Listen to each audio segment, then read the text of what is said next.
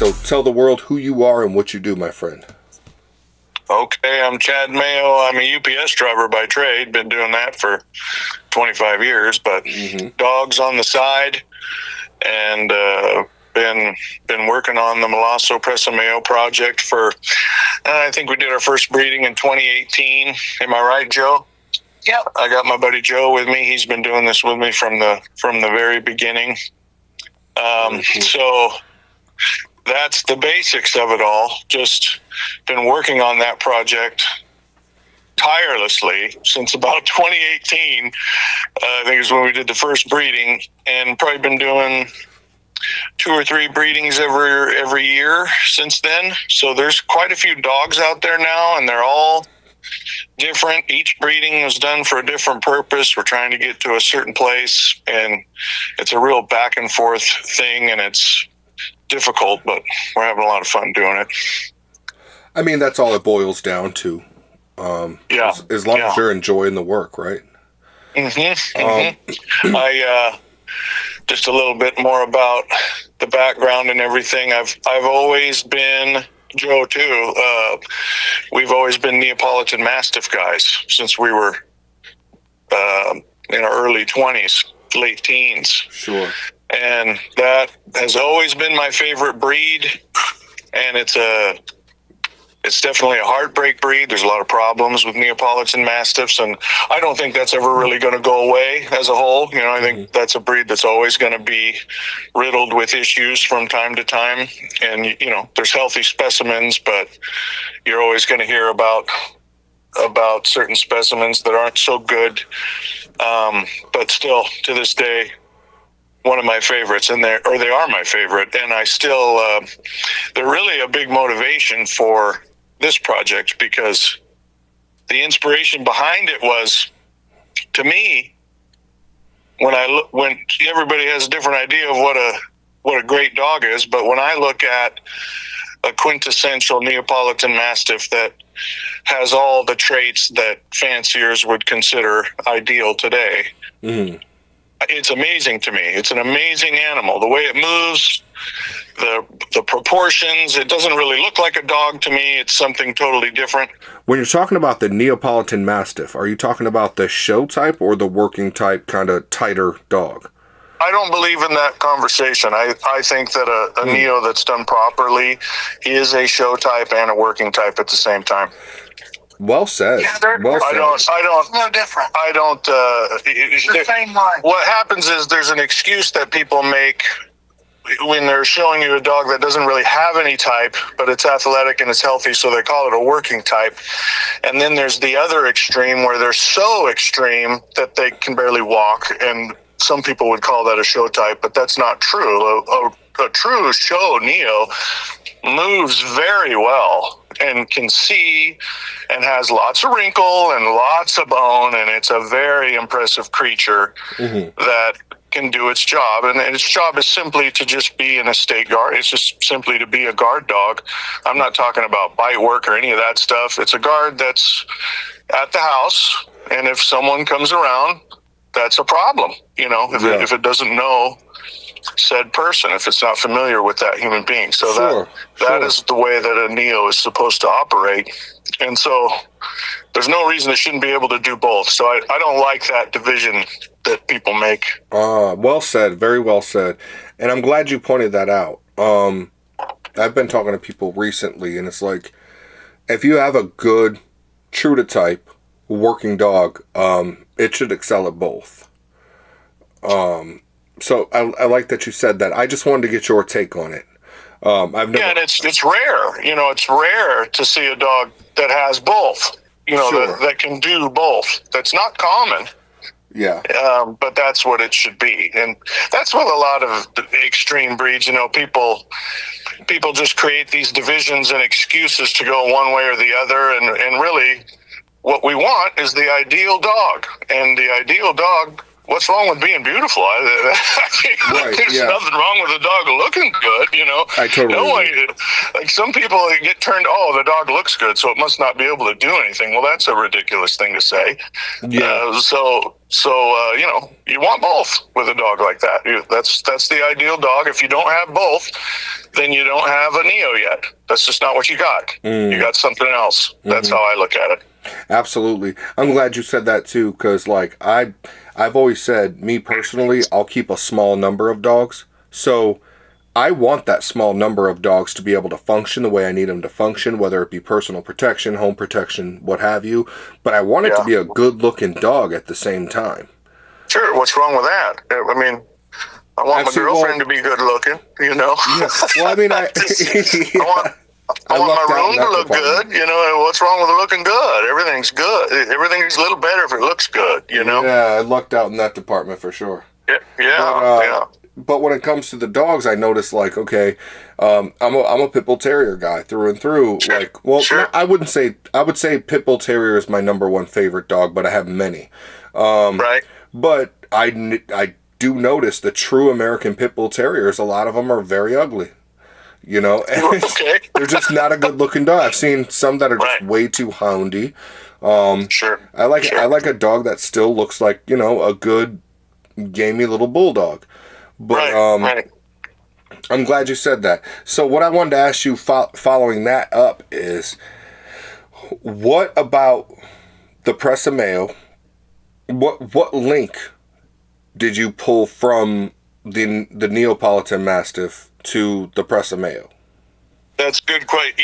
I was going for it earlier, and you're leading me in the right way. That's good. You're getting good at this interview thing. So,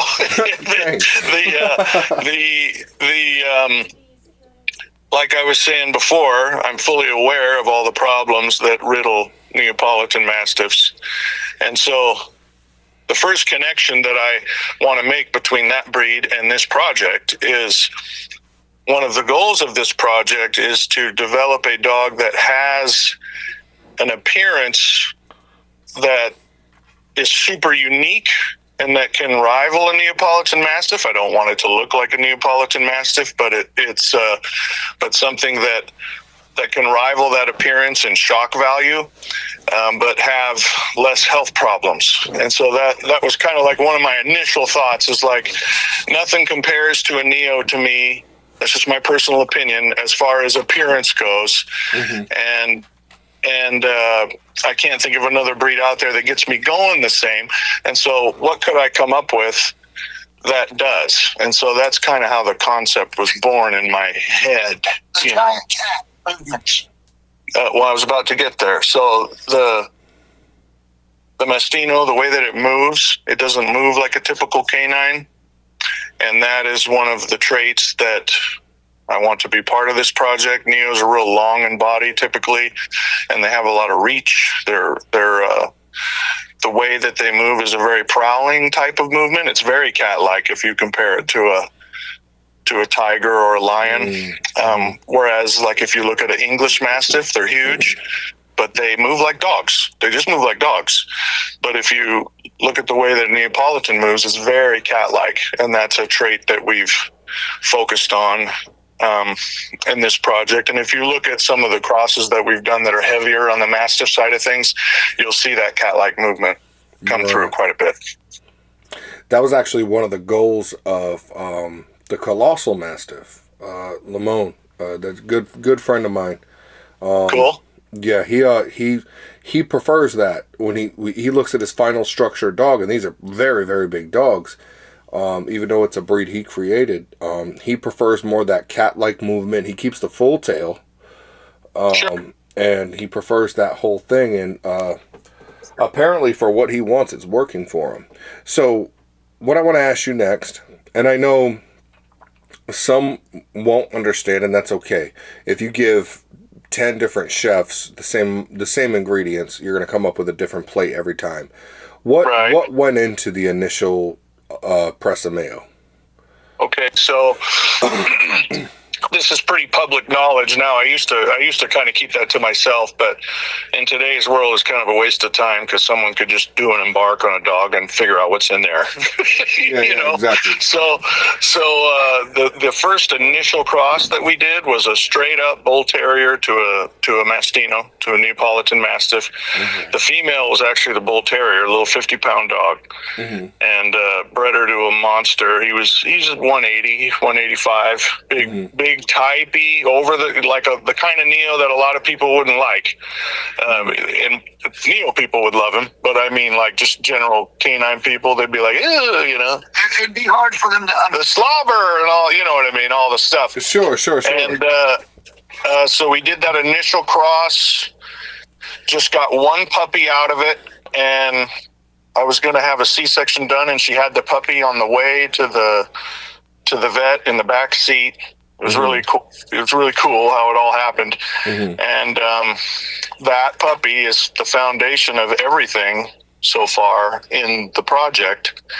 Her name's Tyra, and there isn't a litter that we've had that doesn't have her in there somewhere. She's in there somewhere. So why choose the bull terrier? What about the bull terrier for you? Well, it's the head type. So we'll get into some more specifics. So basically, the general description of what we're trying to develop is a large Molossian type of dog with cat-like movement that doesn't have any stop at all on the head. Okay, so we want a little bit of curvature on that top skull, just like a bull terrier. Maybe not quite so extreme, but we want that. A typical canine head has a forehead and a muzzle, whereas a bull terrier does not. It's just one continuous mass, Mm-hmm. So we're using those to eliminate the stop on the head completely, and it's a battle, Mm-hmm. You get up there at like 75% bull terrier, and you can attain that pretty easy, but then the dog's not big enough. So we add more big dog to it, then you lose a little head type, and then so we're doing this back and forth thing, and it's working. It's just slow, and mm-hmm. It's going to take a while to get the ideal dog.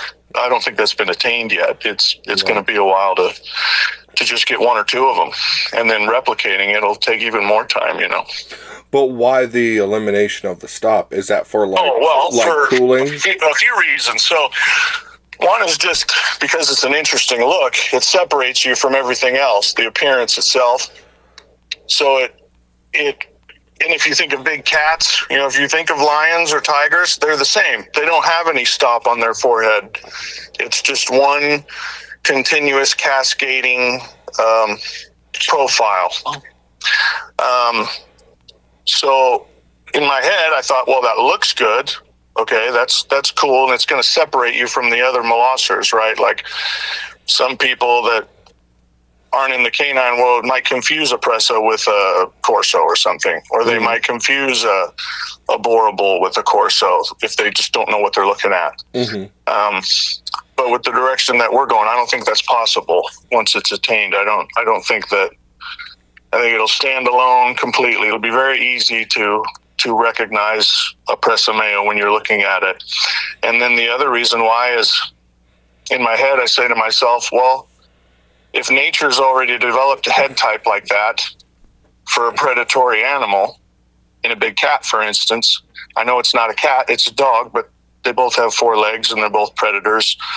And that's been very efficient for big cats. They can breathe well. They're not huffing and puffing. So developing a head type like that makes sense from a health standpoint too, in my opinion.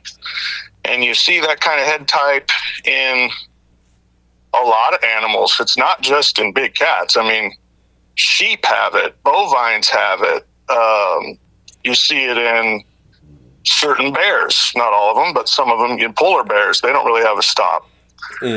So there's kind of this theme that I've seen in nature, and it's interesting because, your wild dogs and your wolves and things like that, they don't have a lot of stop, but they just sort of have a generic canine head, and that's a little boring for me. That's what's so wonderful about purebred dogs is we have so many different appearances out there. There really is nothing that separates one breed from another more than appearance. Mm-hmm. That is by far, there's Labradors out there that can guard your house, and I've seen a Neapolitan Mastiff hold a point like a German Shorthair Pointer, but like they're dogs, they're all dogs. Mm-hmm. So they have their different purposes, but at the end of the day, your biggest separation between one breed and another is going to be your appearance. Mm-hmm.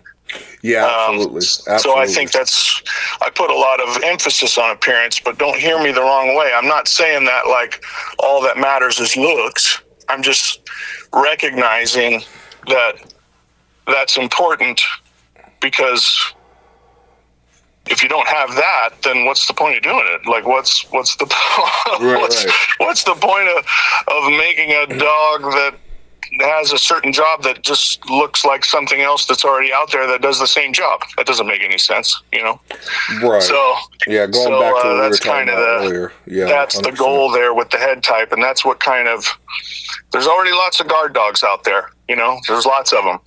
So that's going to be the biggest separation between this project and anything that already exists, is that head type. So we're using those bull terriers to gain that curvature. Mm-hmm.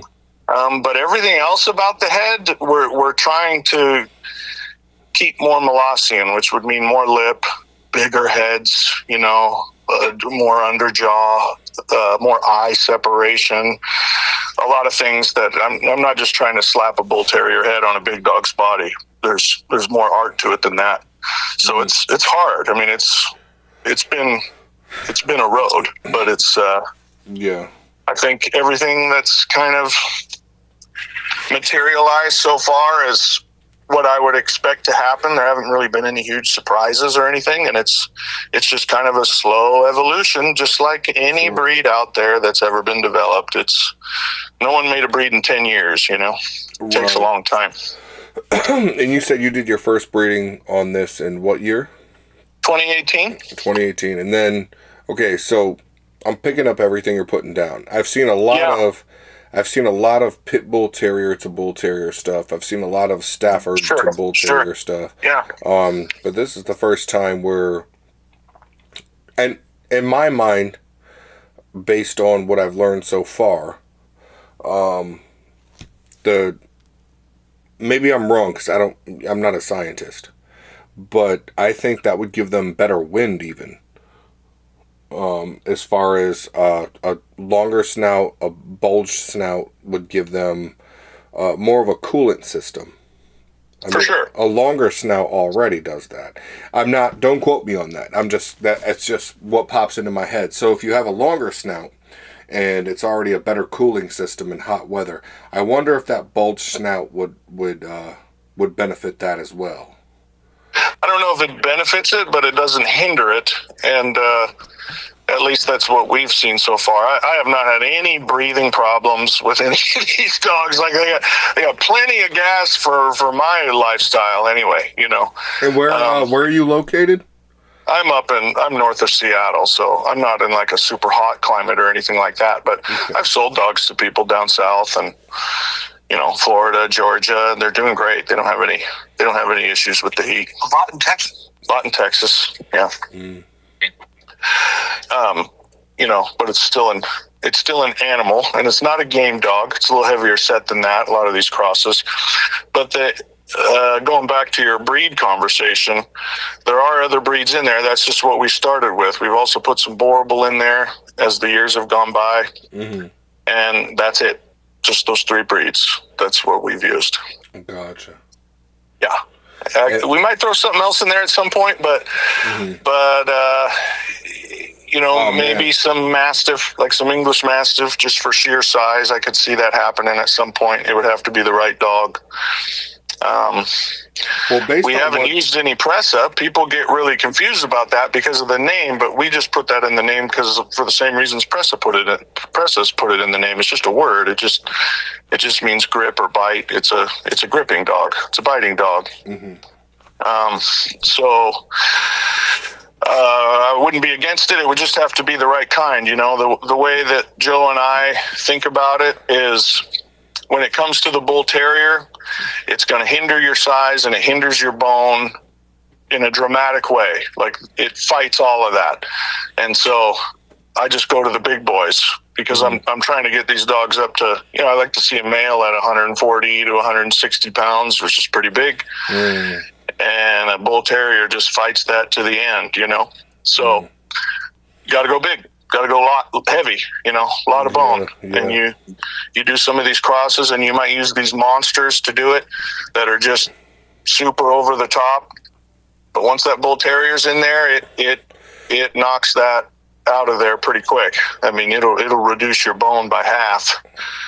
But on the same note, this is just my mind. Again, I'm not an expert. What if you went small and then went big again? We do that all the time. My first thought would be, you're not going to get healthier genes than you're going to get from the real purebred American Pit Bull Terrier. I'm just asking, just as an experiment, have you ever considered throwing true American Pit Bull Terrier in and then doubling back on everything else? No, I don't see any reason to do it. The reason that I look at it that way is because we're using the bull terriers, the English bull terriers, in order to manipulate head type. But everything else, every other desired feature, that breed hinders. And it would be the same for a pit bull. A pit bull would hinder it all, except, in fact, everything. It's not going to help with head type either. So I just don't see anything that it has to offer. The bull terrier has that head type to offer, but everything else is a hindrance. So this is supposed to be a Molossian type of dog. It's supposed to be a big dog with a lot of bone, and it's supposed to be a guard dog.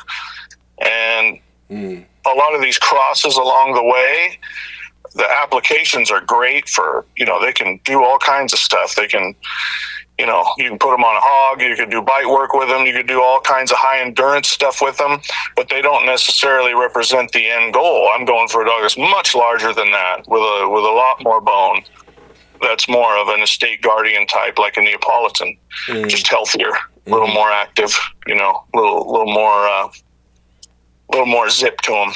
Sure. So your end goal dog would weigh how much? I'd like to see females like around 130. I'd like to see males at 150. Bigger's okay as long as you don't lose your type and your athleticism. If it gets to a point where the dog's so big that it just can't do anything anymore, then you've overdone it. But if it's jumping in the back of a truck and moving freely and everything, then you've done good. That's kind of the goal. Right. No, that makes sense. Yeah. I hear you. So, okay. I mean, I've seen English Mastiffs jump in the back of it. I've seen 250-pound dogs jump in the back of a truck. So it can be done. It's not real common, but it's right. A reasonable spot. 150 to me is a reasonable place to be. Sure. No, I 100% and you can picture, agree. you can picture, I'm sure you've seen some of the photoshopped images that I've put up that kind of represent the end goal. And if you picture that dog with a head type like that at 150 pounds, you can't mistake it for anything else. That's a Presa Mayo. That's what it is. There's nothing else like it. So it's still kind of a dream. And you see certain dogs that we posted that are real dogs, and you can kind of see it evolve, and you go, oh, okay, it's coming around. It's getting there. And I don't think it'll be much longer, 2 or 3 generations, and I think we'll have a dog or two that like, oh, there it is. It's just making more of them is the real challenge, Well, I mean, if they're outcrossed enough, you could just take those 2 dogs right to each other, and then we've done stuff like that, already, but not with ideal type because we just haven't achieved it yet. But you're right; there's so much genetic diversity in it right now that yeah, it'd be safe. Doing a little bit of inbreeding it hasn't caused any trouble. So, do you have a color preference? Kind of. So, the less white, the better. Don't want a lot of white. So, a little white on the chest, on the toes or something, that's fine. But I don't want to see blazes and big white patches on the back and things like that. It's a guard dog, so it should be, it's a dog of the night, so to speak. So it should be something that blends in with the shadows. Mm-hmm. But blue is good, gray, black, different brindle variations is fine. Fawn is pretty too. Fawn is good. I'm totally against Merle. I'll never let it happen. I don't think it's a good color for this project. I think it's a beautiful color, but I don't. Red color's fine. Yeah, red, the chocolate, but we don't want spots. We don't want a bunch of white. We don't want any of that. It should be an intimidating looking dog. So I feel like white kind of softens things a bit too much, makes it looks a little bit too friendly. You want the dog to be camouflaged. Yeah, black and tan's fine, like a Rottweiler, that type of thing. That's that type of color combo is fine. Those are all intimidating colors. So there's variants, but pretty much all of our dogs fall into that category. I mean, if you look at the dogs that I post, almost all of them are fawn, brindle. There's been a few blue ones pop up, not too many, and black, a lot of black. Gotcha. Okay, So let me ask you this: when you were mentioning you had Boerboel influence, and I've been learning the different types of Boerboel. Tell me about the Boerboel influence. Well, we've used them, and you're right. There's a lot of variance in that breed, as far as size, especially like size and bone. I mean, some Boerboels are 100 pounds and some are 220, They're all over the place. So we've used the big ones, and it makes sense because we got a lot of Bull Terrier in there. So when you do the cross, you end up with something that's half that size, So we've used 180 to 210 pound Boerboels for just sheer size purposes. The muscle tone that they have is insane. I'm amazed at how athletic they are, the good ones anyway, for their size. It's unbelievable that a dog that big. Really, really good ones and high score ones were the ones you used. Yeah, do you know about the Boerboel scoring system? No. They have their own. There's a few registries, but their mother registry basically is SOBS. It's in Africa. How do they say it? South African Boerboel Society? I might be getting that wrong. But no, I own a Boerboel. Oh, you do? Okay. That's why I asked. No, but he's more he's about 130 maybe. He's more of a bulldog type. And okay. What I'm saying is, you could take your Boerboel to an appraisal, they call it. They have these appraisals. And what a judge will do is look at your dog, and it's a very analytical. It's an analytical appraisal. They have measurements that they take. It's a big chart of all these different things that they go through, and you get a score at the end of it. So the Boerboels that we've used have all scored over 90, which is considered to be an elite dog. So that's one thing about what we've done is every purebred that we've used has been a really, really good example of its own breed as far as appearance goes. But they can all work too. I always use dogs that move good, that are built well, that have, good top lines. And I tend to be attracted to dogs with a little heat to them because they just carry themselves. It's a personality thing. If the dog's a little hot, maybe even a little bit of a problem, they always have their head up. They carry themselves in a good way. They're confident, and that's just what I naturally gravitate towards. So sure. Most of my dogs are pretty spunky, Yeah, I'd rather that. Absolutely. Yeah. I want a dog that has the ground beneath its feet. Yeah, they got it. Yeah. But let me put things into perspective. So, for instance, one time we took a cross of ours. Both our parents were crosses, but the ratios ended up being that where she's about 50 Neo and 50 Bull Terrier. She's about an 80-pound dog, okay? And we bred her to a 210-pound Boerboel. Big boy. And the biggest dog that we got out of it is about 140. So it's a lot smaller than Daddy, astronomically smaller. Big dog, 140-pound dog's a big dog.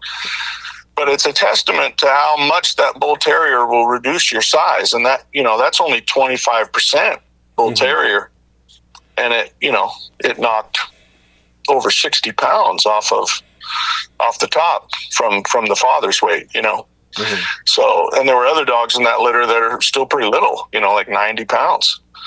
So that's a real battle that we're facing is being able to incorporate that head type and get size at the same time. That's if I was only trying to make them 100 pounds, this would be a lot easier. But because I'm trying to make them 150 or more on a male, that's where the real challenge comes in. So I like that. Joe likes it. It's fun. The challenge is fun. Mm-hmm. And they're not XL bull terriers. Yeah. Yeah.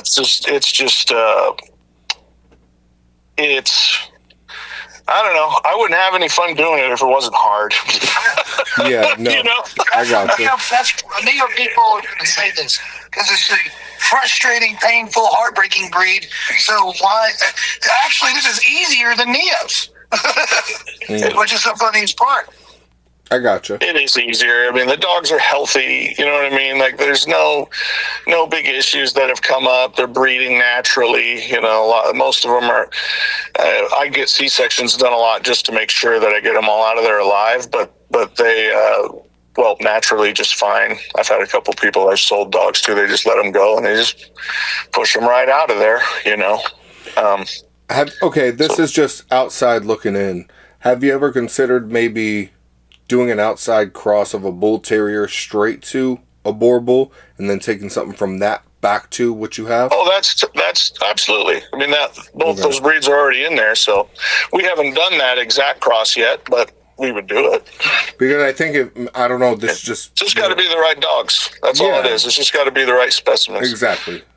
We've been lucky. We have a Boerboel breeder that has some amazing stuff. I don't know if he's ready to be public about it. He might not even care, but I'll just keep his name under wraps for now. But he's really got some elite stuff, and he's been a big help and just a good friend. And sure, it's good to have that connection. We've been real lucky because we already were kind of in the dog world, before we started doing this, and so there were a lot of connections to begin with, and that's worked out real well because we're not in a position where we just kind of have to use what we got. Like a lot of people that are trying to do something like this, they're at the mercy of what they can get a hold of. Right, and we've just already had great friends and relationships where people that have had really good stuff have just been willing to put a dog with me that otherwise, unless you lie, someone were going to sell you a dog and you can do this debauchery of yours with it, they're not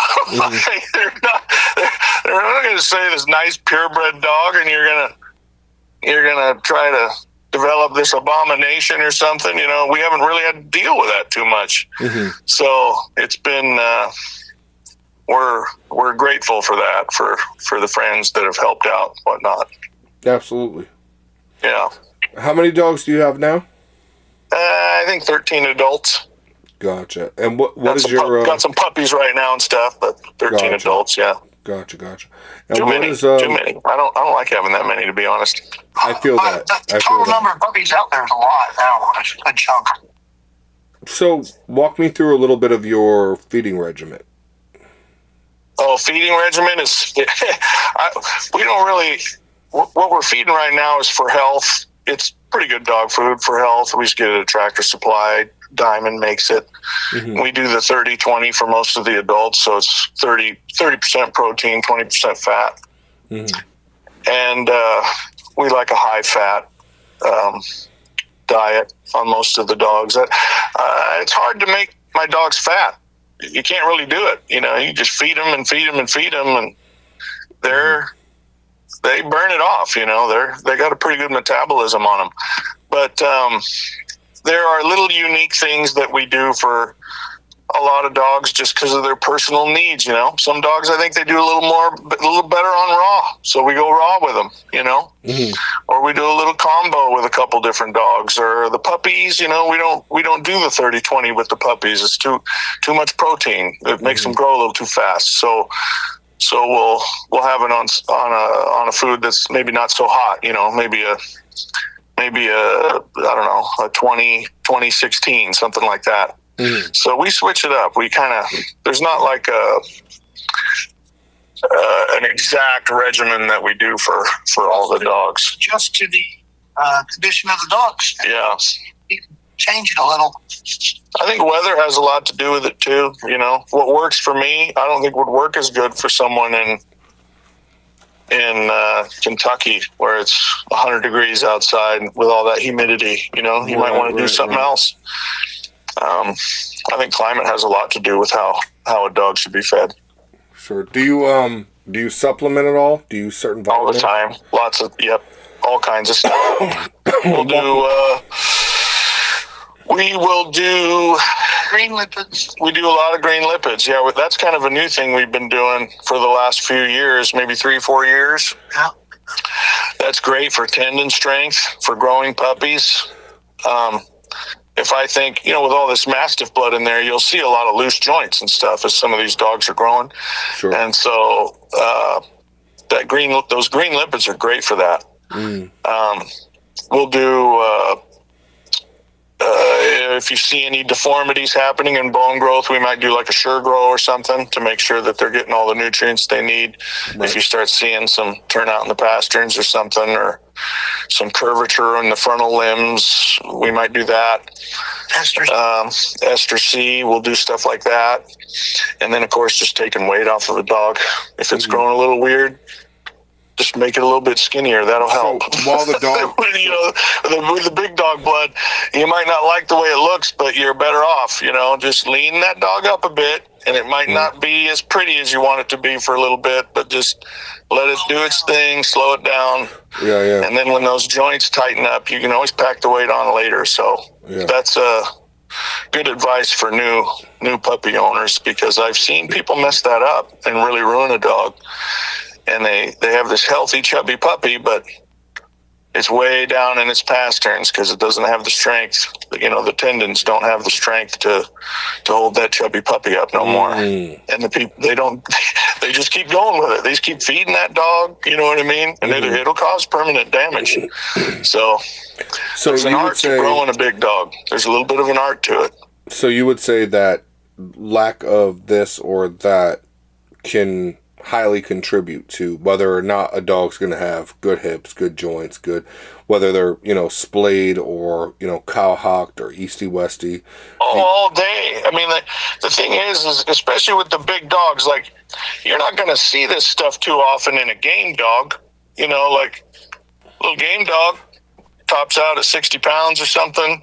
Yeah. You just feed that thing, it grows up, and it's just a whippersnapper. It don't have any real weird growth stages or anything, it's just a unit from day one, Right. But a big dog with all that bone growth and everything, there is an art to growing a dog like that. And if you don't know how to do it, and you just, if a person only knows what they know, so it's real easy to mess a dog up. And sometimes you might look at a dog and go, well, it's not fat, and it's not fat, but it's too heavy for itself at the moment. Stage. And so it's hard for people to see that sometimes. Sometimes some of these real heavy bone beasts, you want them to be a little bit ribby. 6 months old, 7 months old, it's okay if they're a little bit ribby. Yeah. Because those tendons are not strong enough to hold up all that muscle and bone yet. It's still, they're swimming in there, Right. And it's not until they're about 18 months, right in there, where you can start packing the weight on and really turning them into the monster that you've always wanted them to be, And they're not all the same. Some of them never have no trouble. They just grow right up and they're perfect just the whole time. And then others, you got to play with it a little bit. So, but genetics are your biggest factor for sure. If you got you might just have a shitty dog. There might be nothing you can do. Yeah, and that happens. That happens. It might be that simple. You might just have a shitty dog. It's not about what you feed it. You just got a dog that's not built too good. This happens all the time. Yeah, they don't like to admit it, but they don't. Yeah. I mean, it's hard to figure out when a dog's growing sometimes. I mean, anybody in the giant breeds would tell you, there are these growth stages that happen sometimes, and you go, what is going on? Yeah. And then they just blossom right out of it. It takes a minute, and then they're okay. Mm-hmm. But you got to know how to play it, and it's difficult sometimes. Mm. You would say your dogs are fully matured at what age? 3.5. Mm. Yeah, it takes a minute. And it's interesting because, like, the difference between 12 months and 2 years is huge. You can, like, see it in pictures and stuff. And then that 2 to 3 years, you don't really notice it because the dog's with you all the time. But when you look at photographs, you notice it, and it's apparent. You go, oh, wow, this dog has matured a lot in the last 12 months. Mm-hmm. So it's, especially the males. The males really don't man out until about 3. Gotcha. Well, let me ask you this. I don't know a whole lot about the bull terrier. How did you go about selecting what bull terrier was for you and why? Well, the most important thing is the head type, because you need a lot of it. You kind of need a bull terrier with a pretty, I'll even use the term show dog type. You really want that curve. You got to have it, because all the other breeds are going to take it away, right? So first bitch I started with had that for sure. She had a nice, beautiful profile, and I actually shipped her from Hungary. Or I take that back. She was bred by a Hungarian breeder, but I bought her from a guy in Serbia, and she showed up, and the temperament on the dog, if you're a pit bull guy, you would have liked her because she was like she had jet fuel for blood. I mean, this dog was more than I've ever had to deal with when it comes to prey drive and just the go factor. I'm a Mastiff guy, so this is a whole different ball game for me. And this bitch was just like on fire all the time. If she saw a cat, any type of vermin, anything like that, you're not going to get her focus off of it. I mean, she is laser focused. She's going to kill it. She's going to kill it. She was one of those. And, put her to that big giant Neo, and it kind of cut it in half, it kind of evened that temperament out a little bit. But even Tyra's still too much for most people. And then we've gone from there. But the bull terrier that we started with was just a heavy game type of personality. And then we've incorporated a couple more since then that are pretty drivey as well. Not quite so much, but all the bull terriers we've used have really good profiles, like a lot of curvature to that skull. That's the most important thing. But they're all built well. They're all athletic. They all have good conformation, and it shows in the offspring. I mean, I post dogs all the time, and they're all built really nice, and that just hasn't really been a big issue in this project. Like 95% of the dogs are structurally very well put together for a canine. So gotcha. I haven't been running into straight stifles, none of that stuff. It's been great that way. Well, I'm glad you said that, because my next question was, okay, you're looking at a litter, right? Yeah. How do you choose? Give me a spectrum, 8 weeks, 16 weeks, etc. I usually make my pick around 8 weeks. Okay. But there's always you tend to run the 2 best on sometimes. Yeah, sometimes you got 2 real good ones. You're not quite sure. You just run them on, Mm-hmm. And usually by 5 months or so, if one of them's surpassed the other and it's noticeable, that's probably the one that we're going to stick with. But typically, we're making that pick at 8 weeks, and I haven't had too many regrets. Maybe a couple over the years, but I think most of the time we've got the right one. And you got to realize too, like every breeding we're doing is one step forward one way and then one step backwards another way, right? Like we might do one breeding that's predominantly bull terrier. Maybe it's 75% bull terrier, and it's got some in the last little bit of percentage is Neo and Boerboel, let's say. Okay. Mm-hmm. So those dogs aren't going to be very big. They're going to be 70 to 90 pounds, somewhere in there. Mm-hmm. But the next time we'll introduce some bigger dogs to them. Maybe those bigger dogs that we use are purebreds. Maybe they're other crosses that we've done that are like 75-25 the other way. They might be, 75% Boerboel and Neo, and that last little 25 is bull terrier. But that little bit of bull terrier that's in there is the same bull terriers that's in the dog that I was just talking about. Mm. So we're doing this nice little line breeding on the head type, right? Mm-hmm. So we have to play with it with each breeding, because one breeding we might be pushing the head as far as we can, but in doing that, you're going to lose your size because it takes a lot of bull terrier to do that. And then the next breeding, we're full of Molossian breeds with less bull terriers, so we get our size back, but we lose our head type. Mm. And that's the art of this whole thing. And if you think about it, think about a bull terrier, for instance. Those didn't just pop up out of nowhere. If you do a little history on the breed, Hinch, when he started doing that, those bull terriers that he was breeding, he's the guy that did it. And the head types are nothing like the head types that you see today.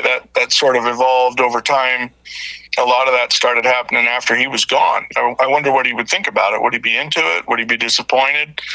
Who knows? But the head type of a bull terrier has evolved dramatically in the last 60 years.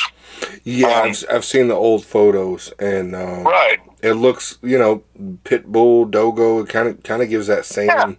It's a lot more generic. The way they started, it's a lot more generic. Yeah, and I don't mean that in a bad way. I don't mean generic in a negative way. It's a dog, and then you get to the bull terriers of today, and that's not a dog. It is, but it's something else. It's a very, like a bull terrier, if you think about it, is a very unique looking animal. There's this, most breeds of dogs look like dogs. Mm-hmm. But then you got a few out there that are like something else. Bull terriers are one of them. You look at a bulldog, English bulldog, that's something else. A Type Mastino, that's something else. There's a few breeds out there that are just like, it's really interesting where humans have taken them, mm-hmm. good or bad. That's a whole different conversation. But it is amazing to me that has transpired. I like it. I'm very romantic about the development of purebred dogs. To me, purebred dogs are like living art. They're living human history. They all represent a certain specific genre of humanity, different cultures. That's what dogs mean to me when I look at purebred dogs. It's really cool. Same thing with horses, even livestock. Yeah. What humans have done mm-hmm. over the generations. To me, it's really cool. I think it's really, really neat. And agreed. Yeah, it should just be honored, and like it's funny I'm saying that because we're crossing breeds. We're just trying to make a new purebred dog, That's it. But I'm a big supporter of purebred dogs, Sure. Huge supporter of purebred dogs, even though I'm not breeding purebred dogs, Yeah. So it's kind of ironic to some people, but I've always been to the the belief of, if I'm feeding my dogs, like I did a Boerboel, like I guess you call OG bully or, pit bulldog type cross before. Sure. And there was all kinds of hate for it. I was like, dude, I'm feeding them. Right. I'm going to do what I want with my dog. If I think this is going to be cool, if I think this is going to be really cool, I'm going to give it a shot. Why not? How long do you think it's going to take? How many generations until you can say, okay, we have our formula? How, just, off the top of your head. Yeah, well, I mean, I think, doesn't mean I'm right, but I think in the next 2 or 3 generations, we'll have some dogs on the ground that represent physically and temperament-wise. These will be good representations of the goal. So there are not going to be a lot of them. Right. And I think I already know what the formula is. I think what we're doing is the formula. I think it's just a matter of time, selection over time. So you're just selecting type. Every breed was developed that way. You're just selecting a certain type, a little bit closer over time, and there's a little bit of a art to all that. You have to do a little bit of inbreeding here and then outcross and get some more vitality in there, and you're just playing this game. But at the end of the day, that's all it's about. It's just time and selecting the dogs that best represent that direction, and then eventually that appearance, because the appearance part of it's the hard part. It's not hard to get a dog that'll guard your house. That's pretty easy to breed. You could use a lot of things for that. It's not hard to get that temperament. That's the easy part. The hard part is getting that dog to look the way that you want it to. That is difficult. In my situation, it is anyway, because we're going for such a unique appearance. So other breeds, appearance is a little easier to attain. But for what we're doing, that's a challenge. That's a real challenge. So that's what makes it worth doing to me. I think that's why the idea is so popular. Years ago, put some photoshopped images out on Facebook. It was just an idea then. I wasn't even planning on doing anything about it. I was just kind of look at my idea, Well, that was my and next. It just kind of blew up. It just blew up, and then I just looked upstairs and I said to myself, "Well, I don't think you have a choice now. You better get to work, old boy." What year did that original concept photo go up? I think the concept photo, I think it was probably 2015. That's that's right in there. 2015, maybe 2014, but I think it was 2015, right in there. I was about 34. I'm 44 now. So a decade, and now it's just. I remember seeing that. I was just like, "What the hell?" At first glance, I saw this 10 years ago. I'm not gonna lie. Sure. I saw it on the internet. I saw it on all the dog groups and everything, and I'm like, "What the hell is that? Is that real?" And then I seen in the comments no, it's just a concept image. It's photoshopped. It's not real. It's just something this guy's thinking about. This it brings majesty to function in a way. And I remember in the original picture there was the cropped ears and everything. Yeah. And it just looked. I was just like, wow, that is just such an impressive animal. At first glance, I thought the photo was real. Sure, well, I did a good job. I did that myself, too. And now you see all kinds of crazy images pop up. It's so easy to do now with AI and everything. Yeah. But back then, you didn't see that as much. And I think it got people going because they could see how it could be. It wasn't just like I came up with this dinosaur or something. They're looking at it going, that could be. That could be done. And I think that's what got the excitement going, Absolutely. And then I did the interview with David Ishii from Midgard Mastiffs. He breeds band dogs. And he was on that Netflix special, that Unnatural Selection on Netflix. Oh, I'm not familiar. Now I got to watch it. I don't know anything about it. I don't even know if it's still up there. It might be. But when I did the interview, when I did the interview with him, he had band dogs, but he was touching on how to alter genetics. Like he, took the glowfish gene and put it into a mouse and made a glow in the dark mouse or whatever. Oh, I take it back. I did hear about this guy. Yeah, so he was using CRISPR to do all these things. Yeah, but he was also a good friend of my mentor, H. Lee Robinson. They've actually exchanged some dogs, exchanged some breedings.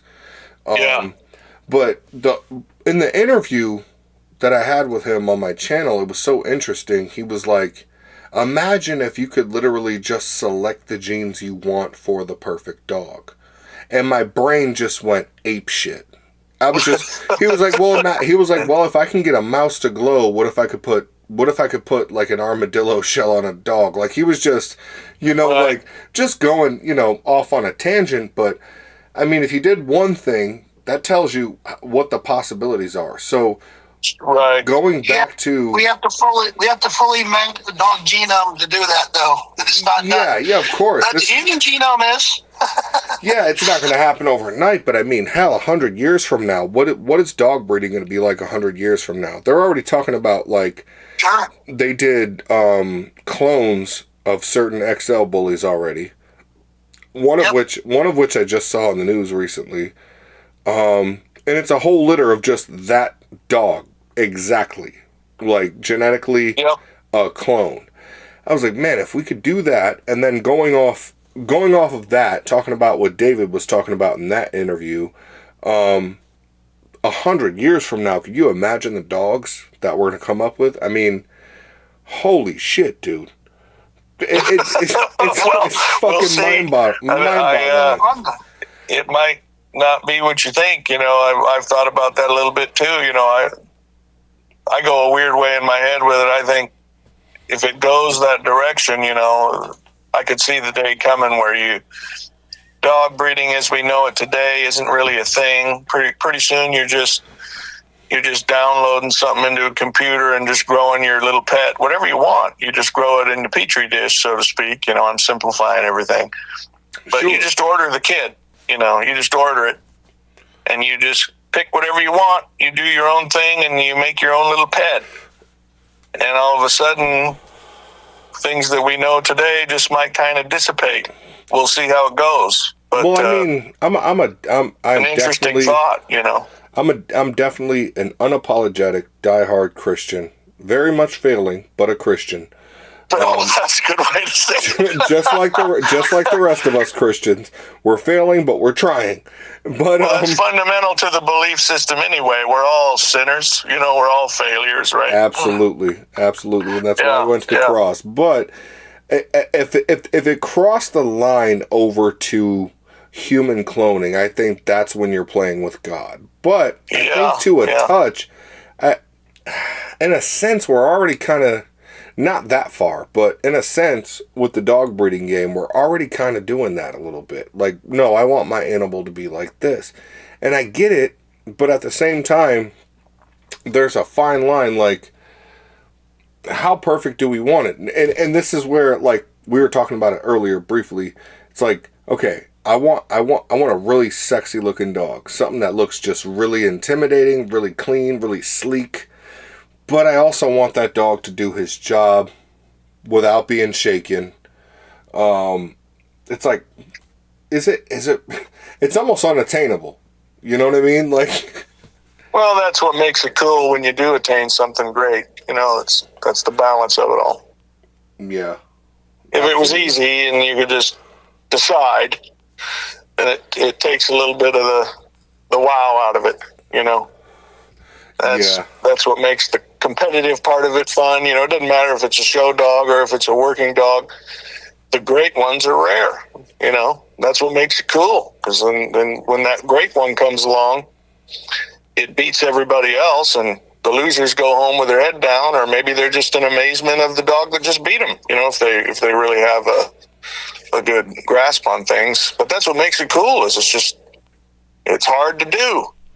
Yeah. I don't think. I think I'd be more along the lines of like if I saw a dog so much greater than mine, it would only inspire me to want to. That's how I look at it. Probably get a hold of that guy. You know, I probably you want to be my friend. You know. Yeah.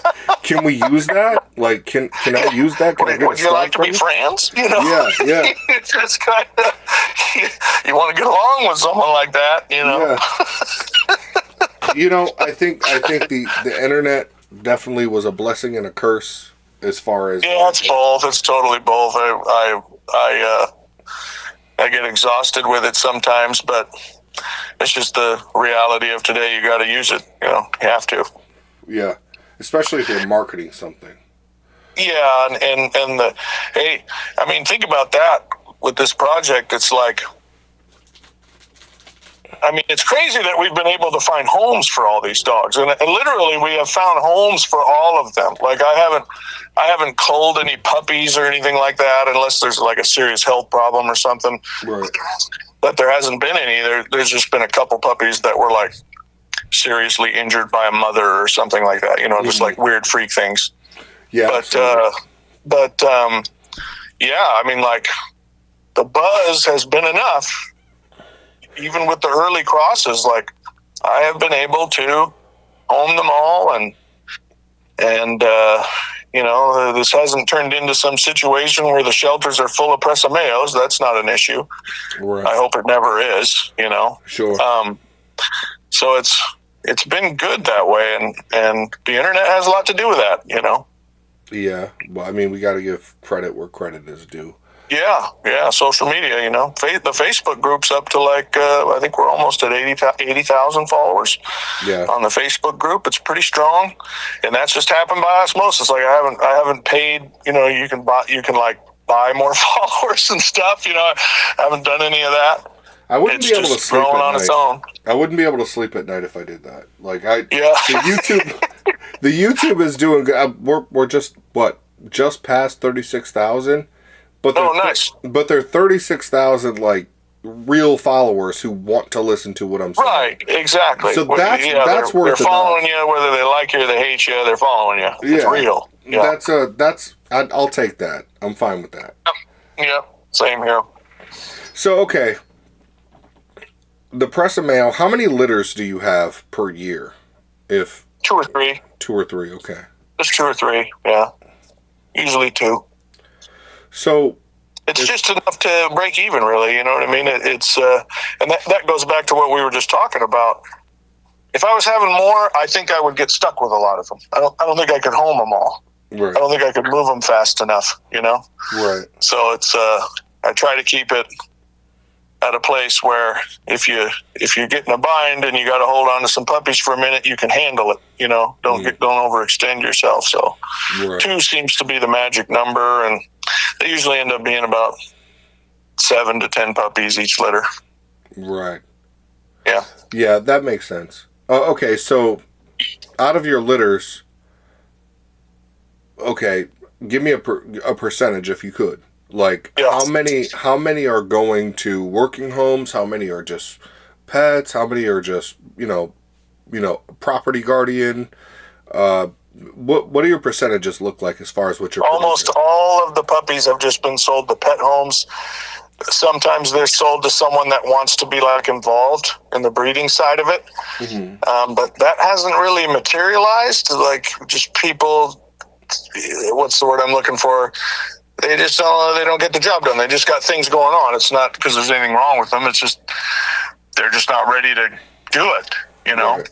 Right. So far, I think there's only been one other person that's had a litter for the project besides us. One on the way. And then another one on the way, assuming if the female gets pregnant. But it's just been us doing it. And so they end up in pet homes or someone that intends to do some breedings, but that hasn't really materialized. And I think I've only sold dogs to 3 working homes. I think only 3. Mm-hmm. And this is an interesting part of the conversation. So Andy Woobry's one of them. He's got Smoky Point's brother, Levi. He's a hot dog. Andy's a PSA guy, PSA trainer. Mm-hmm. And Levi has done very well. I mean, he's really excelling from what I understand. And you gotta understand, I'm not real versed in that stuff. I'm just breeding for the general temperament and the aesthetics of it, and all the specific things like PSA training and bite work and all that stuff. That is not a world that I'm involved in. So I know they can do it, but I'm not a trainer. I'm not, I barely speak the lingo, right? Gotcha. Yeah. So I have people in that world contact me all the time. Like, they're kind of interested. They want to do something different, and they just don't make the jump. They just go right back to the mal, or they just go with what they know. And so I would invite anybody to give it a try. I'm not charging an arm and a leg for puppies or anything. I'd love to see what some of them could do, but yeah, only to 3 different working homes, and they've all excelled. Another one was Gary over there at Lone Star Mastiffs. He has one of my dogs, and he's done real well. And then another one I sold to someone in Texas that tried to do some hog work with her, and she was doing really well, but she was like 8-9 months old and caught a bull the wrong way and ended up getting trampled. So didn't really get to see the way that she was going to turn out. For all intents and purposes, she was doing great, but there you go. Just an accident, There's a working dog in Arizona too, right? I don't know what you're talking about there. Black dog that got sold. Nah, he's just a pet. Yeah. But, yeah, I just haven't had a lot of people give it a go. But the people that have, we're batting 1,000. It's just only three opportunities, So yeah, but if you're hitting 3 out of 3, I mean, that's 3 out of 3. I mean, it's, and I like I said, I'm not a trainer. I'm not versed in all of that stuff, but I do kind of understand what to look for in a puppy, and puppies change. There's a lot of things that can, but I can tell when a dog's got some spunk and some confidence and some recall and some traits that someone in that world might want to see. So I can, if someone's talking to me, I can go, well, this is the one I'd send you. And then after that, it's just luck, just like anything else. You just hope for the best. Yeah, I think that's the biggest thing as far as selling a dog, especially to a working home, is relationship between breeder and buyer. Right. If you know the nastiest bitch out the litter, and he wants a female, and he wants to do personal protection work, you know how to spot it. Like, okay, this is the one. This is the one you want. This one's dying to bite. Yep. Yep. Gotcha. Yeah. So I just need. I don't need, but I guess I would love to see people in that community. They contact me all the time, but it's hard to make that jump, and I get it. But someone's got to do it, So, yeah, absolutely. So I just have other focuses. I have to, I have to stay focused on where I'm at because I don't want to be distracted. You know what I mean? That's just one more thing for me to be involved in. But Levi's proof in the pudding. Gary's dog Heathen. He's basically just a big giant band dog. He's got a little bit of bull terrier in him, but mostly in fact, some people would call that dog a working Neo. That's what he looks like. He's just a moderate, boring looking Neapolitan Mastiff type of dog. Because there just isn't very much bull terrier in him. You wouldn't even know it's in there. But he's a monster. He's just kind of he's a nasty thing. He's had a lot of luck with him. He's had a couple litters with him too, and had some really good results. So nice. I know they can do it. The temperament part of it's just happening by osmosis. I mean, it's hard not to happen given the breeds that we've used. If you have a good temperament and you have good confidence, you can get that dog to do pretty much anything. In my opinion. Yeah. I mean, if you know how to do it, Andy's been great with Levi. He's done that dog right. He's kind of made him a little local, what's the word? That dog's a little local celebrity over there. Yeah. Every week they all get together and they do the community, you know, they do their little training sessions, and Levi's just kind of a star, you know. he's over there doing his thing, so it's cool to watch. So where can people get a hold of you? Oh, Facebook. I'm easy to find. Chad Mayo. Just message me through Facebook, and if I don't message you back, try again. Don't message me once. I get a lot of messages, you know, and sometimes I'm just in a bad mood. I don't want to return no messages because I'm just beat up from work or something, you know. Send another one. You know what I mean? Yeah.